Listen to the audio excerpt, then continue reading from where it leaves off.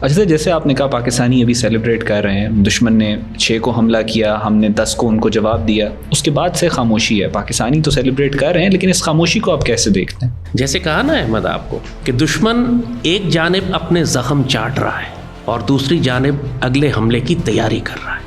ہم پہلے مرحلے میں ہم نے شکرانے کی نمازیں آج پورے پاکستان میں ادا کی، ہم شکر ادا کر رہے ہیں، خوشی منا رہے ہیں، مگر ہماری مسلح افواج بھی اگلی جنگ کی تیاری کر رہی ہیں.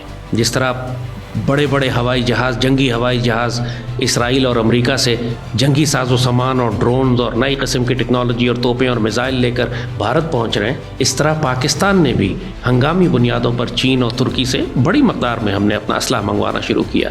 اصل بات یہ ہے کہ ہماری پاکستانی فوج کی قیادت کو بہت اچھی طرح معلوم ہے ہمیں ریلیکس کرنے کے لیے یا اپنے ہتھیار نیچے کرنے کے لیے ابھی کوئی فرصت نہیں ہے. یہ خودکشی ہوگی کہ اگر ہم اپنے ہتھیار اس وقت نیچے کر لیں اور یہ سمجھیں کہ جنگ ختم ہو گئی.